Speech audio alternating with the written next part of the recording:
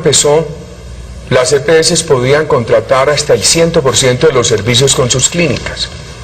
Este gobierno y el Congreso en la ley 1122 reducen eso al 30%. Correcto, eso ya se lo había aclarado. Entonces yo voy a tomar otro camino, y es cómo queda la situación de los hospitales públicos. ¿Cuál es la instrucción que da la ley finalmente para la contratación con hospitales públicos? Primero, nosotros tenemos que hablar de qué ha pasado en este gobierno en cobertura. Hemos pasado 23 millones de colombianos asegurados a 41 millones. 41, sí. Tenemos que hablar de qué va a pasar con el régimen subsidiado. Se tiene que subir y nivelarlo con el contributivo. Tenemos que hablar de otra cosa. Si yo tengo hoy un carnet de régimen subsidiado de Titiribí, Antioquia, solamente me atienden allí. Gracias a esta reforma, a partir del 1 de abril, me tienen que atender en cualquier parte del país. Y entonces ahora hablemos de este tema que usted me está proponiendo. ¿Quiere repetirlo para ubicarlo bien? Sí, presidente. ¿Cómo queda en los decretos la obligación de las EPS de contratar con hospitales públicos? Muy bien. En la ley 1122, el Congreso y este gobierno definieron que tenían que contratar en los servicios del régimen subsidiado un mínimo del 60% de los servicios con hospitales públicos. Un gobierno que no ha dejado cerrar un hospital. Aquí el cierre de hospitales era del pasado. Este gobierno los ha reestructurado, pero no los ha dejado cerrar. ¿Qué pasa ahora?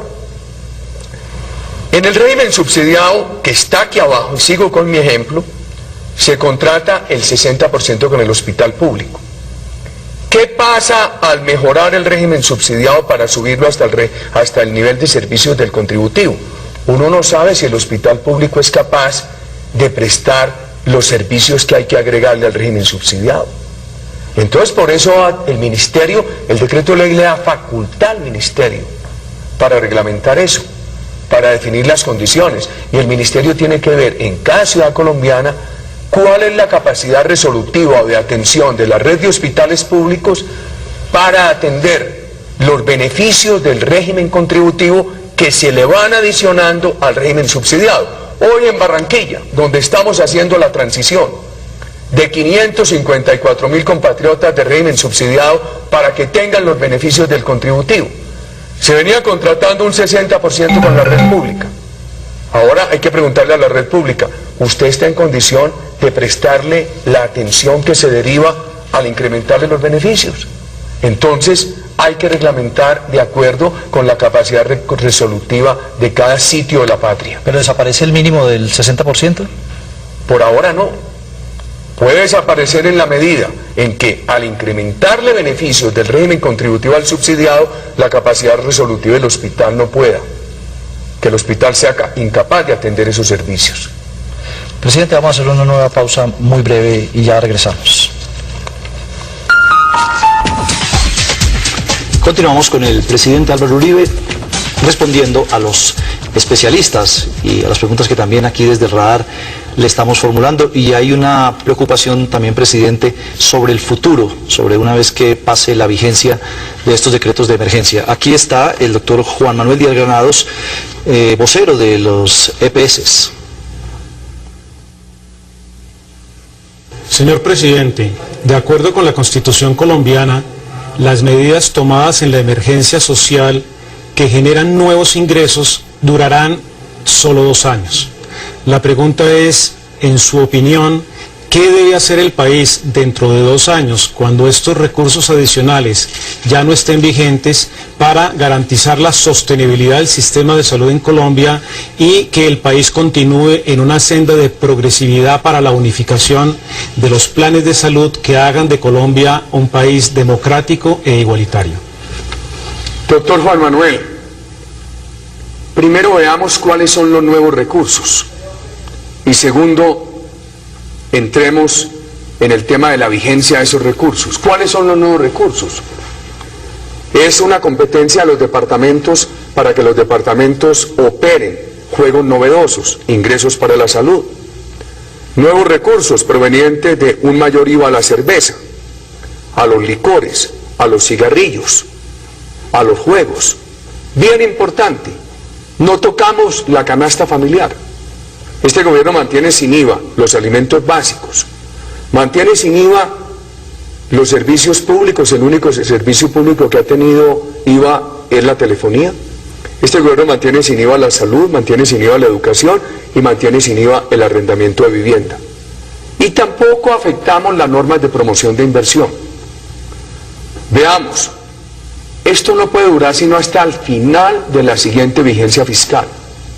Se dictaron en enero de 2010, tienen duración hasta el 31 de diciembre de 2011. Pero el Congreso los puede convertir en permanentes. Nosotros le vamos a pedir al Congreso de la República que nos ayude convirtiendo estos ingresos en ingresos permanentes para la salud de los colombianos. Estos impuestos que sean permanentes. Por supuesto. ¿Cómo más se van a obtener recursos, presidente? Hay propuesta en el sentido de que aquí lo que hay que hacer es regularizar el trabajo, o sea, volver al trabajo formal, que se ha informalizado, que ha disminuido los aportes de los trabajadores a través de sistemas de contratación. Hay cantidad de gente que contrata a un trabajador y lo mantiene en el Sisbén. Hay que aumentar la participación de los aportes de trabajadores, obviamente también generando más empleo.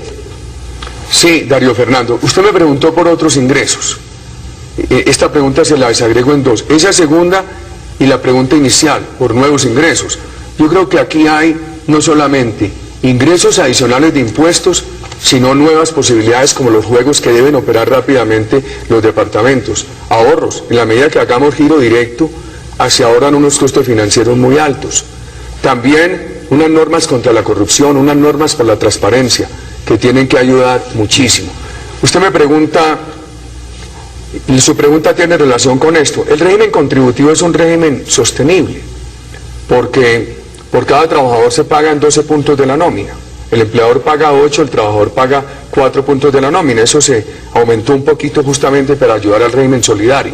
Entonces usted lo que dice es, muchos colombianos eluden eso. Primero, es que la pobreza en el país llegó a tocar niveles del 60%. Nosotros recibimos el desempleo alrededor del 18%. Lo habíamos bajado alrededor del 11%, se nos subió algo en el año 2009. Ojalá el país recupere la senda de disminución de desempleo, que sería tema de otra noche. Pues no está muy flexible el régimen laboral. Esto es lo que ha hecho este gobierno es evitar, por ejemplo, la propuesta de eliminar las contribuciones al SENA, a las cajas de compensación, a bienestar familiar, porque no podemos quitarle esos beneficios a los trabajadores. Algunos dicen, quiten esas inflexibilidades. ¿Cómo hacemos?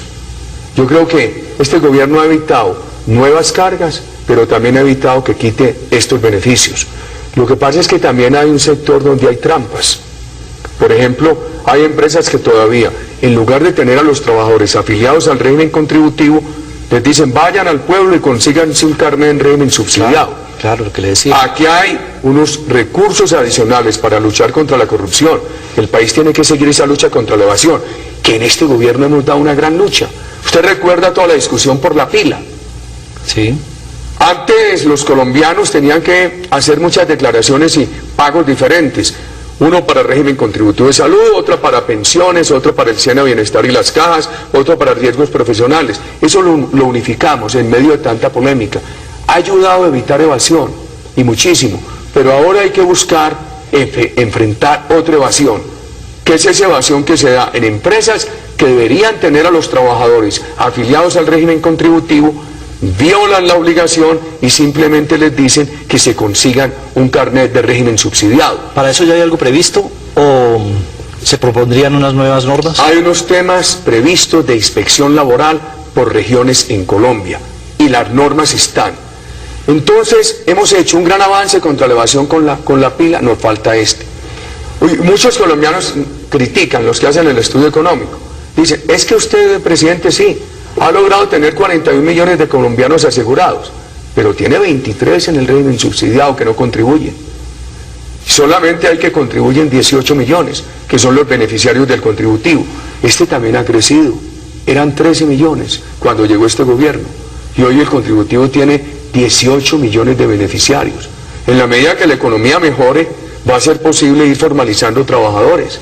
Y entonces que hoy están en el subsidiado, al entrar a formalizarse, empiezan a cotizar al contributivo. Ahora, con una economía que logró esos niveles tan altos de pobreza, que mantiene estos niveles todavía de pobreza y informalidad, uno no puede decir, no, esperemos que se formalicen, por ahora tengámoslo sin nada. No, nosotros hemos entendido que es una obligación para la sociedad colombiana que estos millones de pobres tengan afiliación a la salud. Por eso, en este gobierno, en el régimen subsidiado, hemos pasado de una cobertura de 10.700.000 a una cobertura de 23 millones. Aunque se haya colado mucha gente ahí, ¿no? Hoy hay una revisión de bases de datos. Hoy, por ejemplo, yo creo que ya... ricos colados. No, ya no. Ya eso empieza a ser historia del pasado. Porque ya usted tiene una base de datos, de los 23 millones ya puede haber en la base de datos que es pública 20 millones y ya se facilitan unos cruces. Y nosotros vamos a procurar dejar ya la base de datos unificada y pública. Hoy un carnet de régimen subsidiado de Titiribí, Antioquia, solamente me atienden allí. Gracias a esta reforma, a partir del 1 de abril, me tienen que atender en cualquier parte del país. Y entonces ahora hablemos de este tema que usted me está proponiendo. ¿Quiere repetirlo para ubicarlo bien? Sí, presidente. ¿Cómo queda en los decretos la obligación de la EPS de contratar con hospitales públicos? Muy bien. En la ley 1122, el Congreso y este gobierno definieron que tenían que contratar... Voy a tomar otro camino, y es cómo queda la situación de los hospitales públicos. ¿Cuál es la instrucción que da la ley finalmente para la contratación con hospitales públicos? Primero, nosotros tenemos que hablar de qué ha pasado en este gobierno. Empezó, las EPS podían contratar hasta el 100% de los servicios con sus clínicas. Este gobierno y el Congreso en la ley 1122 reducen eso al 30%. Correcto, eso ya se lo había aclarado. Entonces Gobierno en cobertura. Hemos pasado 23 millones de colombianos asegurados a 41 millones. 41, sí. Tenemos que hablar de qué va a pasar con el régimen subsidiado. Se tiene que subir y nivelarlo con el contributivo. Tenemos que hablar de otra cosa. Si yo tengo